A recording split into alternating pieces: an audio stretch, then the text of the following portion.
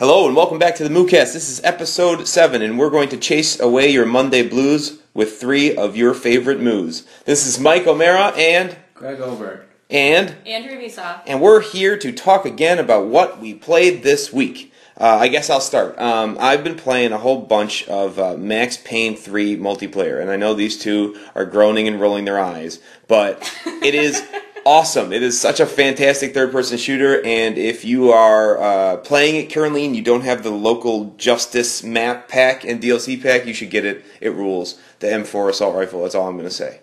What have you been playing, Greg? Well, I've been playing a bit of Skyrim. I'm trying to get one last achievement, but I got to get to level 70 at least. So I got 8 more levels. 70? Level 70, so I got 8 more levels to go. Good lord. But other than that, I actually started playing Sam and Max Save the World, which is Nice. a Telltale game on Xbox Live, and it's great. If you like old school point-and-click adventures, I totally recommend it. Cool. Andrea? Let's see. Since last time I played a little bit of Skyrim. What's your level? 17, I think? 17, 18? I know, I'm such a noob. Not like 62. I know. But I did get arrested, so I've been very bad. For what? It's part of the storyline. I made it all the way to Markarth, so all the way to West. Oh. And then, like, with that whole thing, it's like, I guess there are murders in the town, and, Yeah. and I started asking questions. Don't ask And then questions. they threw me in prison, and I lost all my stuff, and I lost my trusty sidekick. Yeah, you don't ever get that back, by the way. No, I did. Oh, I made it past it. Nice try, though. Darn it. Yes. Rest of your game you spent with a shiv in your undies underground. So then I went way up north, and I made it to what I called Hogwarts, the College of Winter. Winterhold. Yeah, that's the one. So then I started the quest with Dumbledore, and I'm in some cave, and I found some necklace. Put it on. I got trapped in there. But anyway, so I'm going through the cave, and I keep dying because this stupid zombie guy keeps killing me, and I can't make it past that part. So I rage quit. You rage quit an open world game. Yeah, Nowhere to go.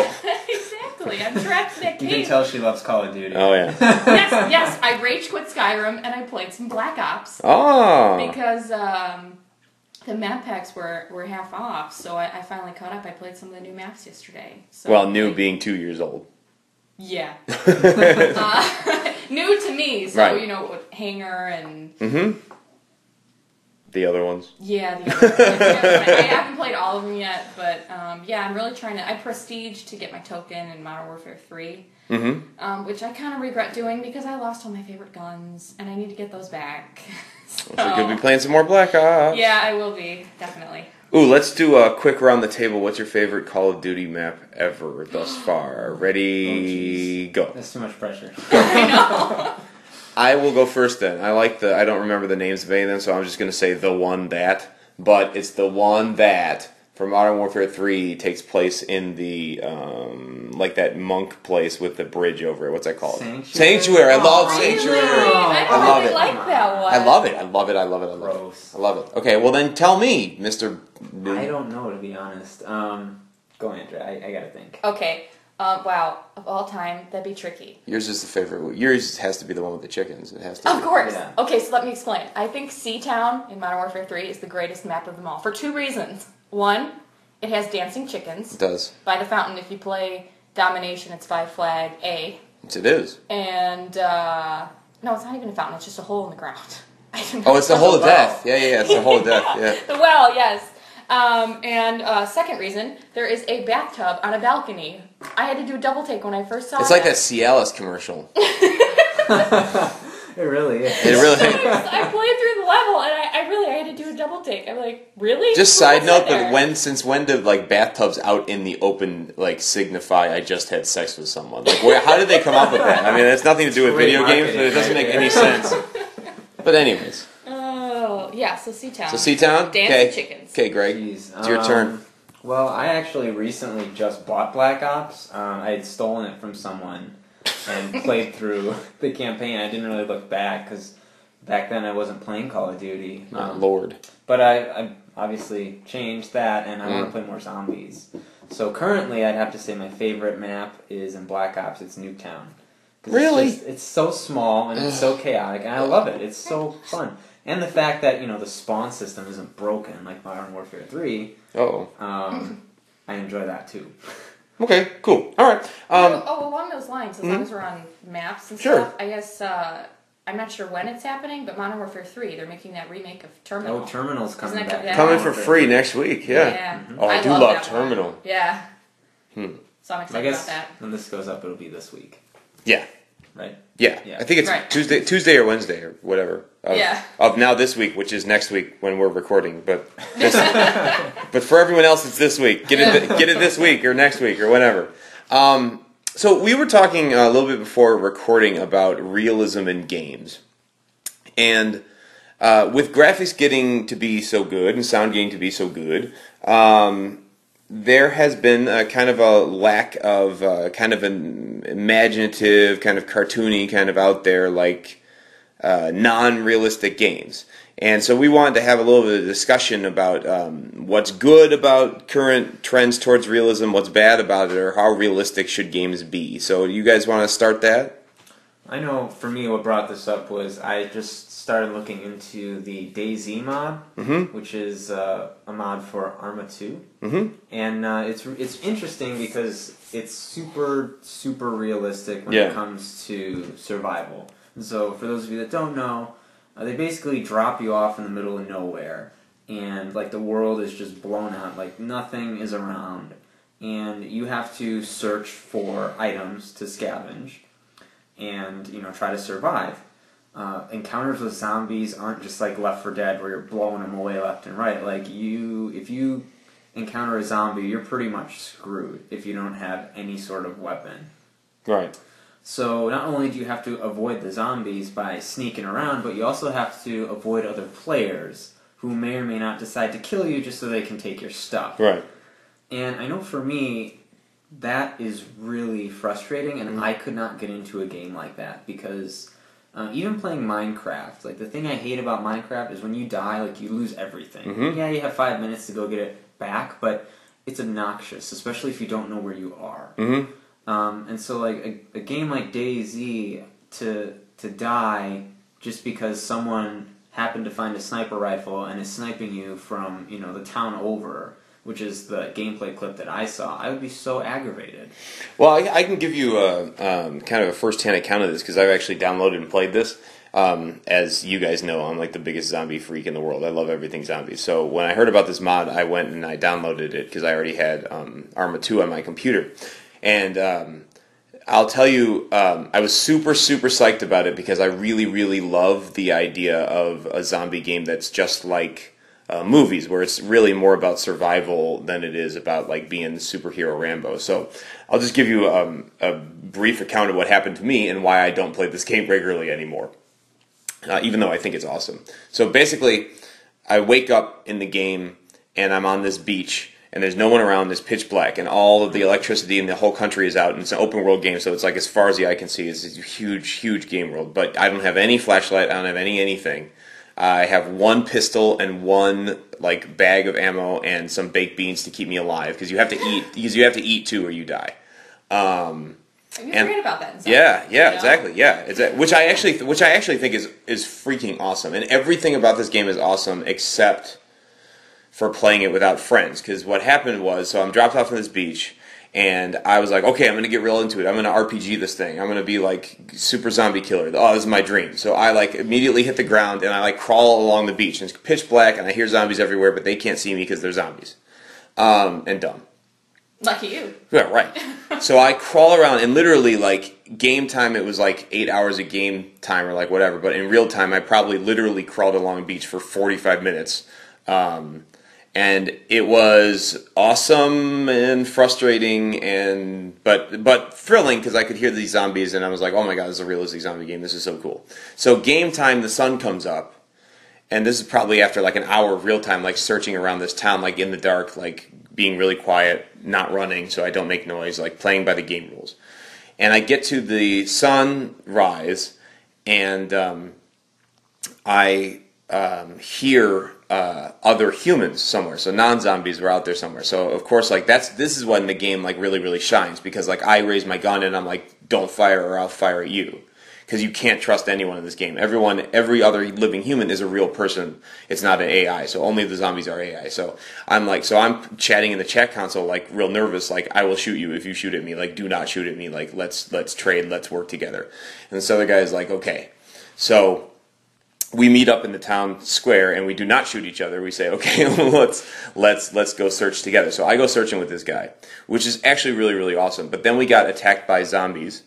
There was one zombie, and he fired when I told him not to fire. And of course, being a really realistic zombie game, when we fired at one, 15 more came around this building and started like shambling at us. And of course, what happened? The guy like just flat out ran and left me there, and I died. And then I lost everything, all the progress I made, and then it had to start me over again. So that's why I don't play this game regularly, because I don't have the time to like get frustrated and do it again. But I will say, it's an awesome game. I want to play it. It is totally, like, there's nothing like it because the tension, everything is so real. And I think if I had a group of friends and we were going to play it, like, every day, it's probably the best zombie game I've ever seen, like, just for pure realism. But I wouldn't do it unless I had dedicated people I knew weren't going to shoot me in the head, like, all the time. And this is just on PC? Just on PC, yeah. It's a resource suck, too. Like, man, you need to... I have a computer that's 6 months old, and I built all myself with parts I knew were good, and it's still, like...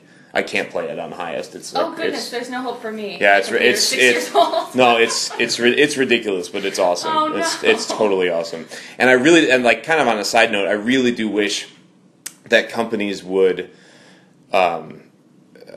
think that console gamers can handle stuff like that, because what's most unfortunate to me is that there's nothing on console that's like anywhere near that. Yeah, I would play this totally. Yeah, just because it's so different from exactly. I would totally play it. So, anyways, where the heck were we going with this? Oh, how realistic should it be, though? Like, how realistic should it be? I guess if you're talking to me about that, the answer for me would lie in the genre. I don't think that I play shooters more than anything else, so I guess I'll talk about that first. I don't think that all shooters need to be realistic. Certainly, things like Halo are not realistic. We don't have laser guns and particle weapons and aliens attacking us and sticky grenades and all that stuff. But I know, but all that is super fun, and that fits within that world and that play space. So it's as long as it's balanced out gameplay wise, then who cares if it's realistic? But if you're talking about something like a sports game, I want it to be as realistic as possible. If you're talking about something that is based on a real life conflict, like if there's a military game that's based on something that either really happened, like World War II or Vietnam or any of the Gulf Wars or like whatever, me as a military person, someone who's like really into military history, I actually prefer the more realistic ones. But if it's something that's based on a fantasy or fiction, like even Call of Duty, like even though it's like modern weapons or whatever, it's based on fiction. So like I don't care that it's like over the top action movie, because that's what I'm in it to get. But I appreciate the realism ones. Like if I'm going to play something based on a real conflict or whatever, I want it to be realistic.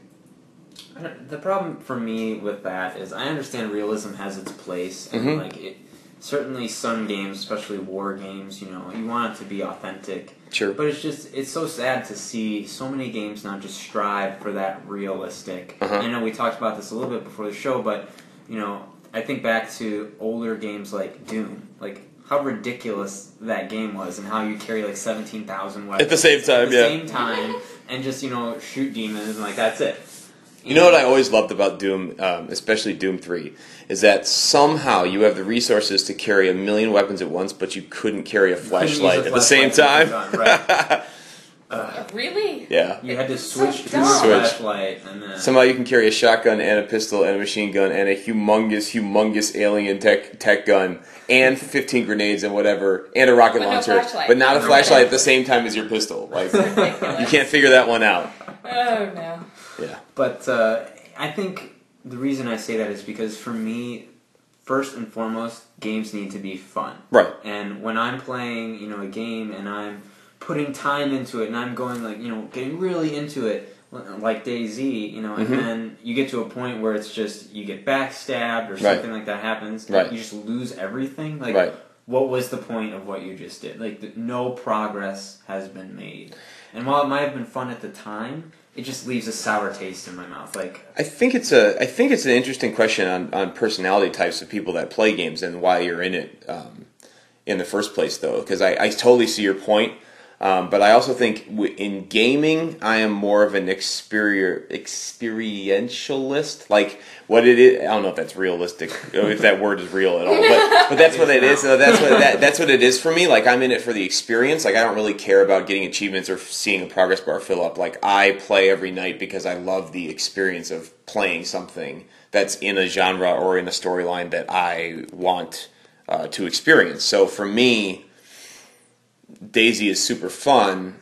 I just don't want to do it every night because I don't have friends to experience that with. And I think the most fun thing about it is if I had people that I play with every single night there with me when those things happened, even though I got backstabbed in the end, like that's an awesome story. And to have them like there with me, that would be more fun. So I think the major reason I don't play games like that get frustrating like that are because I just don't have the same people playing with me every night.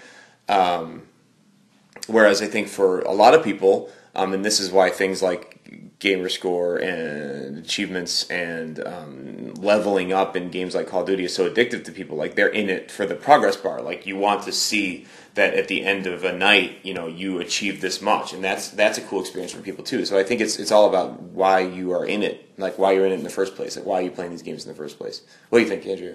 Yeah, I mean, my number one reason I like to have fun with it. It's when I play video games, it's an escape from everyday life. Right. Like, bad day at work. Right. I like to fire up the Xbox. It's right. how I, de-stress. Right. And I get frustrated if I want to play a game for fun, like I've been playing a lot of Skyrim recently. Right. And then, like I mentioned before, I get stuck and I feel like I can't, I can't progress. That's where I get frustrated. But, I also play a lot of Call of Duty. Do I like getting the experience and leveling up? Yes. Mm-hmm. But I guess in the end, it's really about just being able to play it. Like, for example, going back to Modern Warfare 2. Awesome. Mm-hmm. Love it. I only prestige one time. And for a while, I got up to level 70, which is the max in that game. And I stayed there. just because, well, A, I didn't want to lose all my stuff. And sure. B, is like, well, no, that's pretty much it. I didn't want to lose all my stuff. Do I miss leveling up? Do I miss leveling up? Yeah, because it was fun.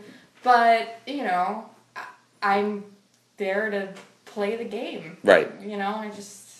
Right. Right. So, I mean, I think for some people, then it's kind of a balance between that. Yeah. Yes, it's fun to level up, but no, it's not. It's not the be all end all. It's more like, hey, I just like this game. Like I like that experience of playing this. Like it's really balanced. It's really fun. I'm good at it. Whatever. Like whatever. Well, I mean, whatever that may be for people. Uh-huh. I do feel that sometimes it's weird for me. Like when it comes down to games that for most people I think are about the progress bar. For me, it's more about the experience. Like shooters, I just like playing shooters with people because it's a social thing for me. Mm-hmm. But like open world games, strangely enough, I fall too far on the other side of the path. So I'm like way too into like completing things in things like Skyrim. And what gets me frustrated about those games is that it's so open and it takes so long to complete those things that I end up not playing the game like on a couple nights in a row because I'm like, forget it. Like I know I'm not going to get that quest done tonight and that's going to tick me off. So I'm going to go to something that I can just get something done tonight. You just feel like there's just so much to do. Right. Not enough time. Right. Yeah.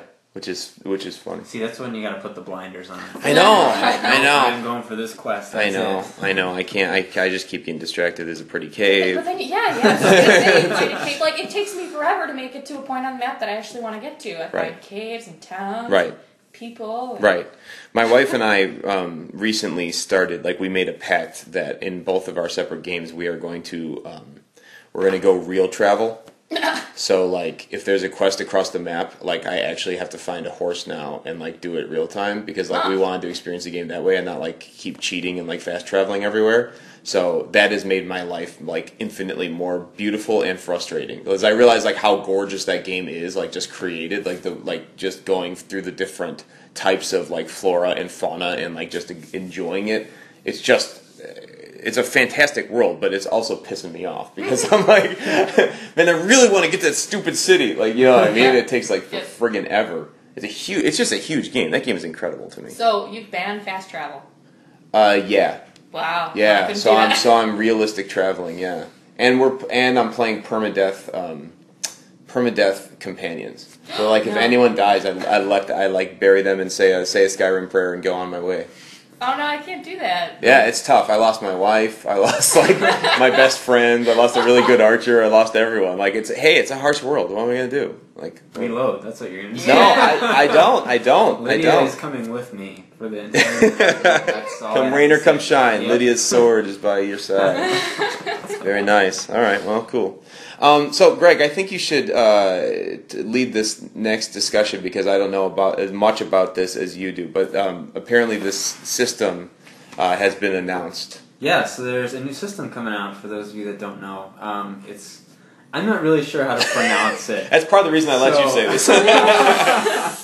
So it's spelled Ouya. I've heard it called Ouya. I've heard it called Ouya. Let's just call it I'm just gonna call it Ouya. Yeah. Let's say like a question, then like it won't be a mistake. Oh yeah. Oh yeah. So what's the deal with this? Oh yeah. So this thing started off as a Kickstarter project, which seems to be the trend these days if you want something funded. And the basis of it was that these people, I guess, were sick of the way the current market's set up, and so they wanted a more accessible system. So it is, from what I've heard, the specs are more akin to what you get with a tablet. Okay. Like an iPad or something, and it's going to run Android, that's its main OS, but it's completely open source, so if you feel like tinkering with it, you can totally open it up, not have to worry about a warranty, and, make it better if you want. Additionally, the games that are coming out, it's all streamed. Well, not streamed, but it's all digital downloads, so every game has a demo, and you can choose to buy it if you want. And it's supposed to be a lot cheaper, so, more akin to what you see with an Android store, an app store. Games that are, $1 to $5 maybe, as opposed to $60.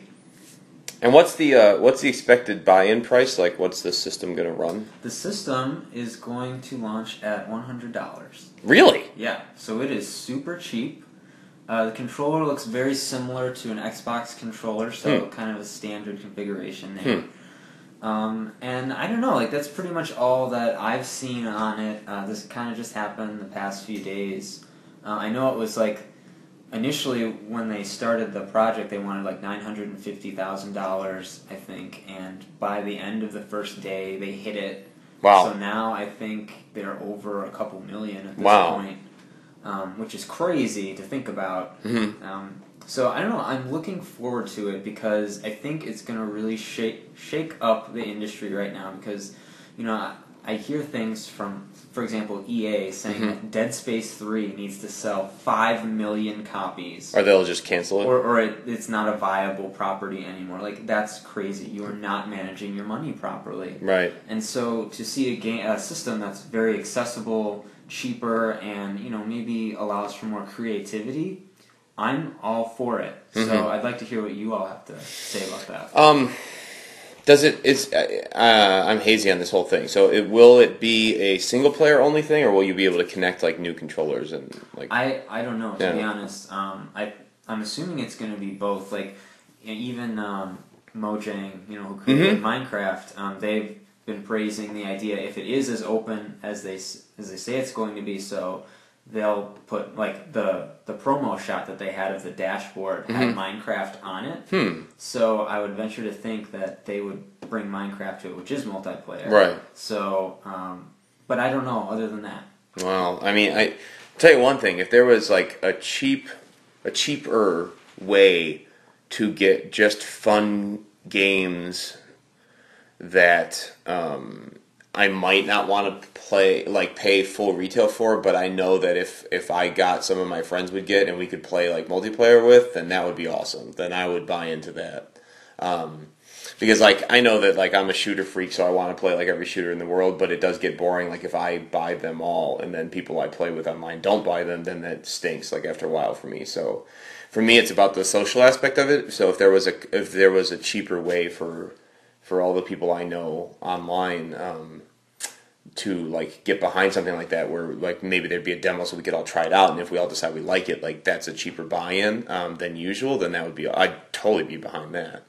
Especially for games that don't require tons of graphics too, like Minecraft-y type games, like things like that could be multiplayer open source stuff. That would be really fun, especially if it's so open source that you get more like the computer type experience.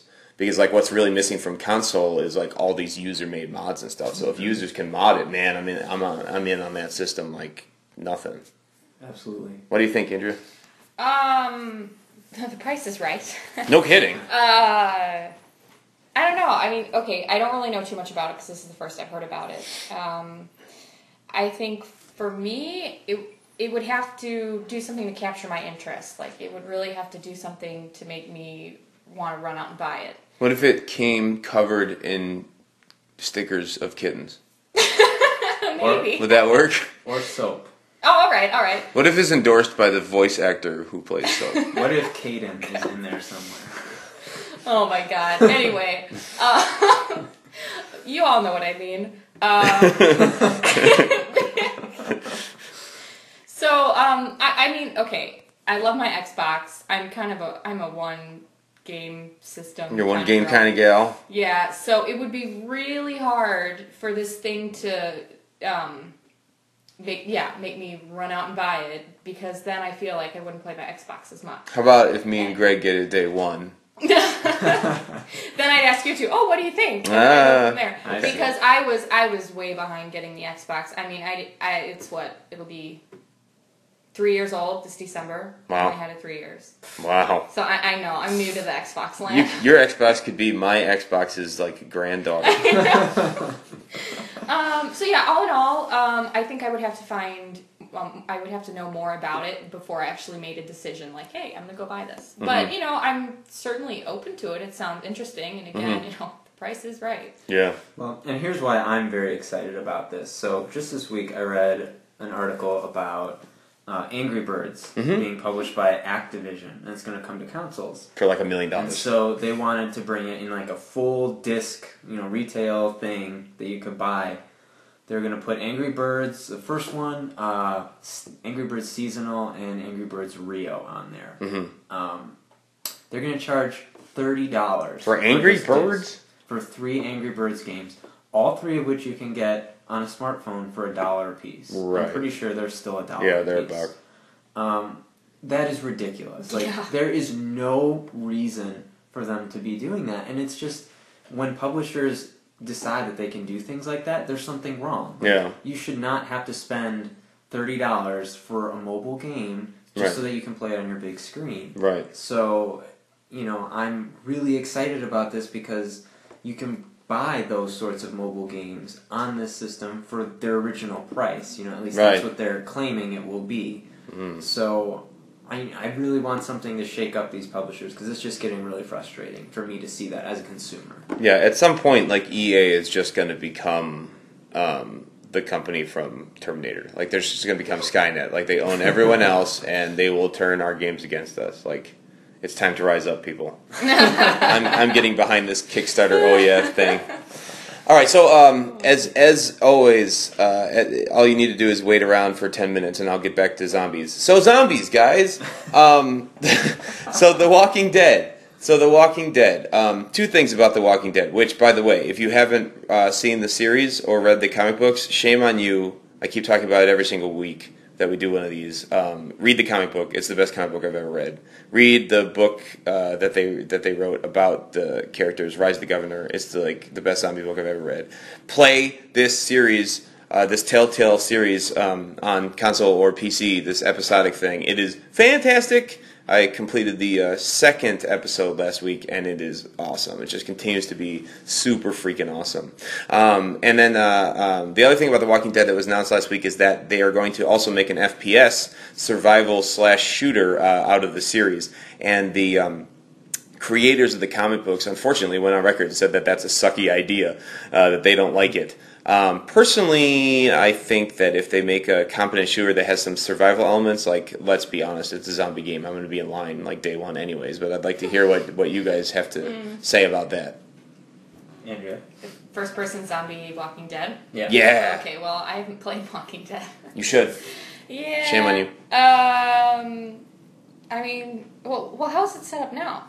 The Telltale Games is a adventure game where it's kind of point and click and kind of based on the situation. You put your cursor around the screen, and if there's something you can interact with, it'll give you a button. It'll give you like a face button picture that corresponds to an action that you can do, but it's context sensitive. So like A is not always jump. Like A is open this, or like hit that zombie in the head, or like give this woman a piece of cheese so she doesn't starve.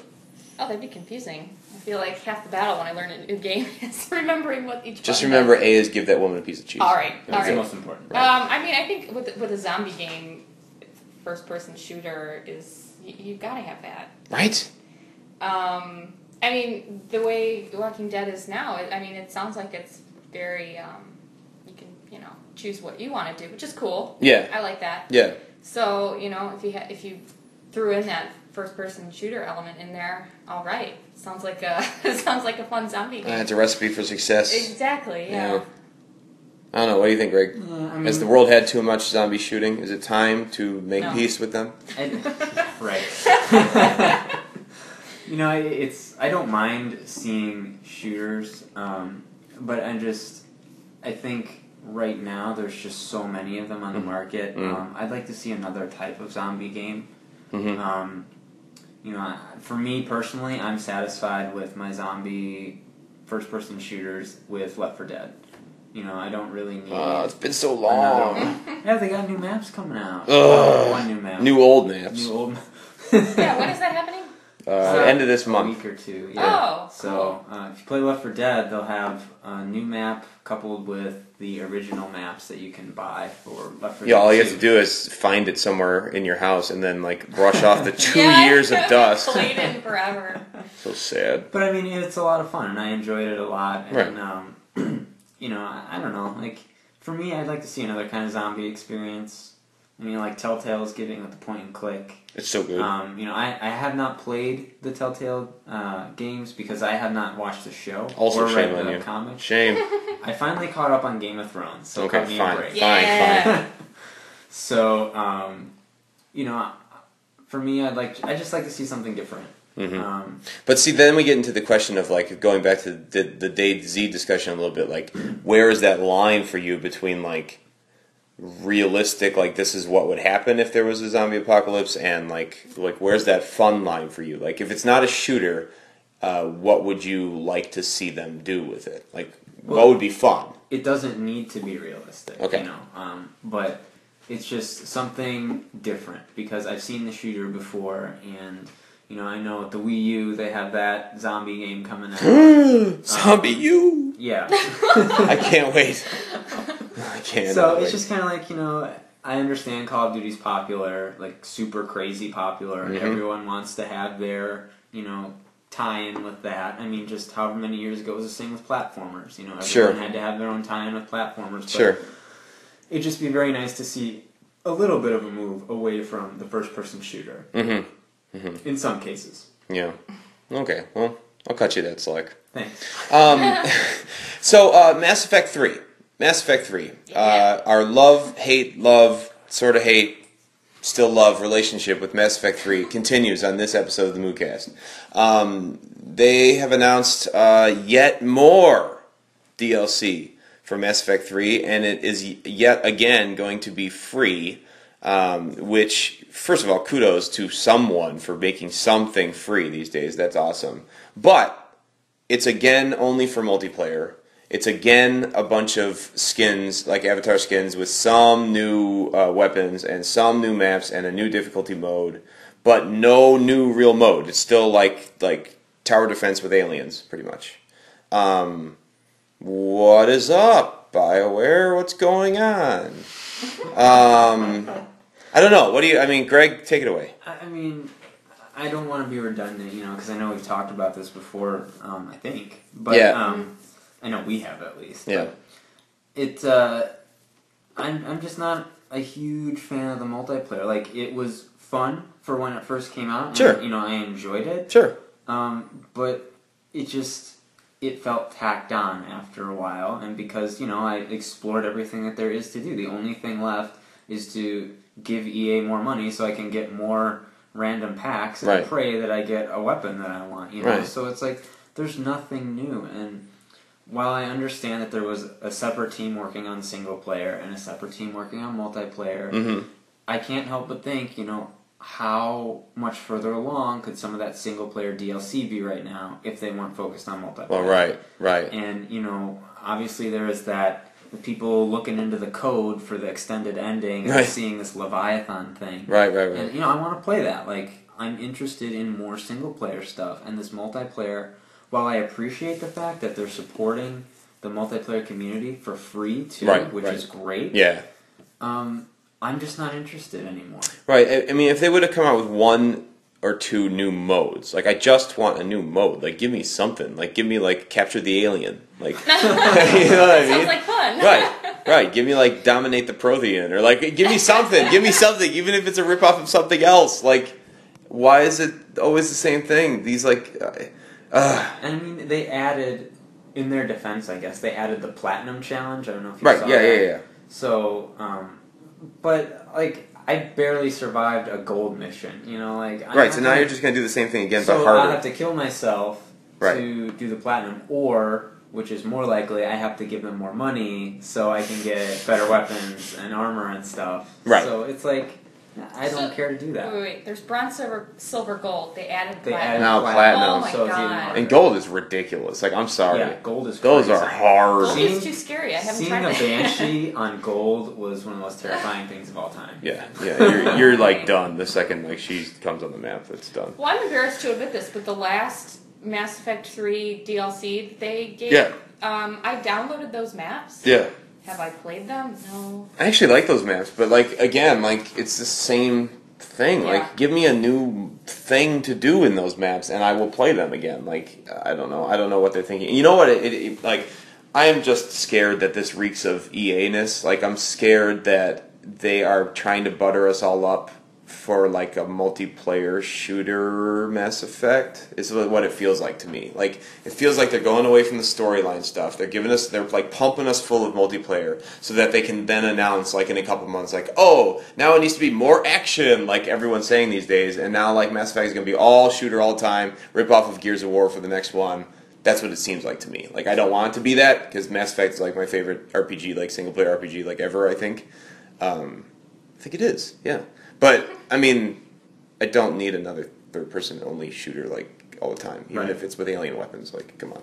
Well, that's what I like about Mass Effect, is that I play it because of the single player. Right. I play it for the story. Right. And not Space Guy. Right.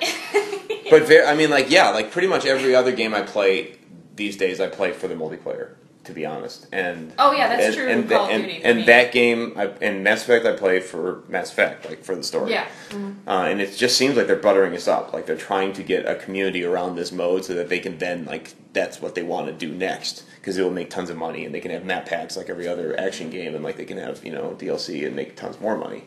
Time will tell, I guess. It's just, the problem is, Mass Effect did not start that way. No. That's the problem. They're trying to make it something that it is not. This is how the universe ends. But BioWare crafted a fantastic story. Ending aside, 1, 2, and 3 were amazing. I loved that journey. Yeah. And to tack on this multiplayer and to keep trying to force it down our throats. Again, I appreciate the fact that it's free. I don't have to play it. But just the push for the multiplayer instead of the single player. Yeah. It just shows that their heads, somebody, I don't know if it's EA or BioWare, but I'd rather blame EA. Right. But it just shows that their head isn't where it needs to be. And Mass Effect is a single player game, primarily. So that's what it should be. Right. I mean, you don't see that kind of behavior with Skyrim. It's true, you do not. It was made to be a single player game, and look how well that's done. Pretty well. Yeah. Pretty well. Yeah. Well, Greg, you were inspired this week by watching a retro playback thing on the online. Why don't you tell us about that? Because we were going to talk about 2D gaming. I was. So, for those of you that may or may not know what Game Informer is, it's a game magazine that you get for buying anything at GameStop, they always bug you about, like, oh, do you want the subscription? They do. But I've been reading Game Informer since I was like 5 or 6. Like, it's been a long time. Like, so before GameStop acquired them. So some of the editors are still there, and for the longest time I never heard what they sounded like, so I just kind of had to make it up in my head. Well, on their website they have this series called Replay, and every Saturday they replay an older game for like maybe 20 minutes, and then they'll switch to another one. So you get like maybe 30-40 minutes of a couple different older games, and I love the commentary. I think the guys are hilarious. But every once in a while, every few months, they come out with something called Super Replay, and they play through the entirety of a game front to back. And so in the past week or two, they just started up Super Metroid. Now, I've never played Super Metroid, but I have played Fusion, and I have played Metroid Zero Mission. And I love those older 2D Metroid games, at least those two, because they were amazing. And just watching this replay of Super Metroid, I'm really, really enjoying what I see. And if and when I ever, get my TV stand, I will... You still haven't done that yet? Well, I have one on the way. Oh. It's free, so I just need to figure out when to pick it up. Gotcha. But anyways, I'll be able to plug my Wii in, and I might actually buy this game so I can enjoy it. And it just made me think about a lot of older games. I mean, pretty much all of older games before N64 were 2D, and the most recent example I can think of for a 2D game that I just loved was Rayman Origins. And so it begs the question, what are you guys' thoughts on 2D gaming? Like, should it make a comeback, or should we stick with 3D? Because, I love my 3D games. Right. But playing through old school platformers is so much fun. And to see newer games like Donkey Kong Country Returns and Rayman Origins, like, that's so much fun to play through those games. So I'm wondering, what do you think? Should we make a return? I think it depends. For me, it would depend again on the genre. I would much prefer, if there's anything having to do with like projectiles or shooting, I would much rather see it from a first-person perspective and just do it 3D like the way modern shooters are. Like, I like my Contra, don't get me wrong, but I don't know if I would pay full price for another Contra game no matter how pretty it was, because I would just, if I want to shoot things, I want to shoot things like in 3D. But as far as platformers, I wish they would come out with more of them, just because like the artistry of the levels around your character, when you can see the whole thing laid out, I really like that. Kind of like looks like a moving painting. That game from Sony, the what's the name of it? Okami. Okami. Yeah, that game is gorgeous. I love that game. Yeah, like stuff like that. I mean, you can only really do that when you have the whole canvas, as it were. Like, because it's a platform, you can see everything, and not just from your character's perspective. So I think that platformers should pretty much always be in 2D. Like, for me, I never really got into the new Marios that much. The pretty swanky 3D ones. I mean, I played them, but I didn't like them nearly as much as I liked Super Mario World on Super NES, which I played like to death whenever it came out, junior high. I'm wondering, is that more of like a visual thing for you, like, because the older Mario games were very colorful and very different. No, I think it is, and I think it's also like the fantastic nature of that world, of Mario's world, I think comes out more to me when I can see more of it from a perspective that's farther away. So I like seeing like a little Mario like exploring this humongous weird world where somehow everything has a face on it. Like the friggin' clouds have a face and the enemies have faces and faces have faces and like everything has got a suit on and wings. It's like, it's so friggin' weird. Let me get you a face. Yeah. I heard you like faces, so I put a face in the clouds so you can look at your face when you're looking at the clouds. See, I feel the same way about Sonic, because that's really where I started with video games. Right. And, they're making new Sonic games, like, was it Sonic 4 episode? Episodic now, yeah. Yeah, no. It needs to be like it was. Right. Because when I see the newer Sonic games, or, push toward the 3D, it just, when I look at it, when I play it, it's not right to me. It's like, no, this is not how Sonic should be. At least, that's just my opinion. When I think Sonic, I think 2D old school. I think there's something, particularly about Sonic for me, where it takes me out of the experience if I have to think too much about moving the camera.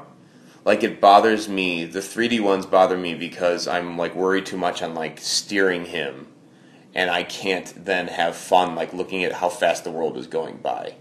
Like, what I really loved about the old Sonics is that, like, when he really starts going, like, really, really going, like, it's just zipping by, and then it's so cool to, like, watch the world like a pinball machine. Like, he's just like a pinball, and, like, I mean, that was what was most fun about it to me. And then they put him in 3D, and now I'm, like, getting all nauseated, like, trying to, like control the camera. Like, I'm like, just go, Hedgehog, just go. Like, I just want the world to be fun again. Like, it's too much work. Like, let me do work when I do shooting. Like, people, like, you're Sonic. Like, just run left to right. Like, come on, just do it.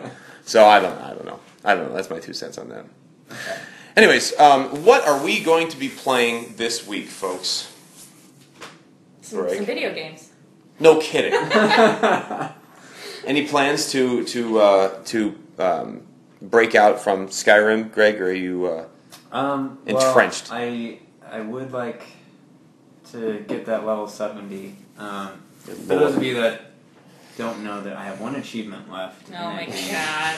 What is it? It's just getting level 70? It's kill a legendary dragon. Oh. Which, if you bought the Dawnguard DLC, you know, in addition to the dragon, blood dragon, frost dragon that you randomly encounter, you run into ancient dragons, elder dragons, and legendary dragons.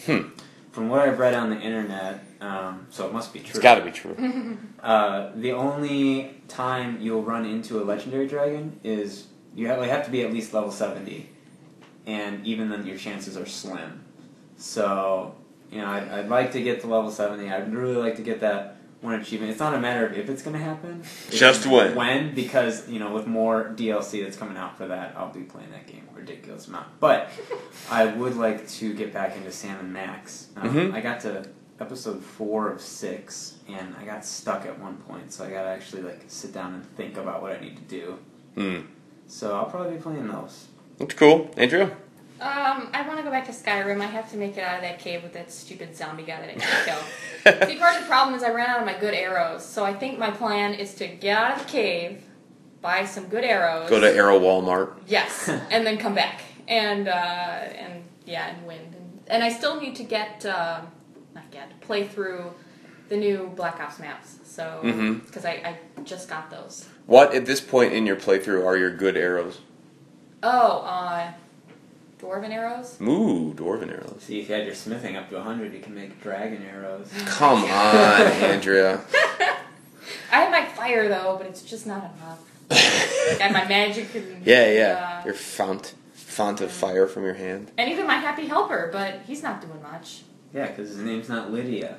It's true. It's true. Me, myself, I am going to be playing some more Max Payne 3. I really, really dig the multiplayer, even though it is insanely frustrating to level up. It takes like forever to get a level, but for some reason I really like the balancing of that game. I really like the pace of the multiplayer, even though it's just more mindless shooting. It's super fun, and anytime you have like Matrix like bullet time in multiplayer, I am pretty much signing up. It's awesome. It never gets old. So I'll be playing some of that multiplayer. I want to get back into my Battlefield 3. I've been neglecting it, and I don't entirely know why. Probably just because I have no time in my life. But want to get back into that, and I'll probably join up for some Black Ops fun if these two are into it. Zombies? Yeah, zombies. We gotta get some zombie achievements. That would be zombies. All right, so I think that's it for us this week. But remember to check us out on the Facebooks, and thank you so much for listening. And we will see you next time. And we end with our standard moo. Moo. See ya.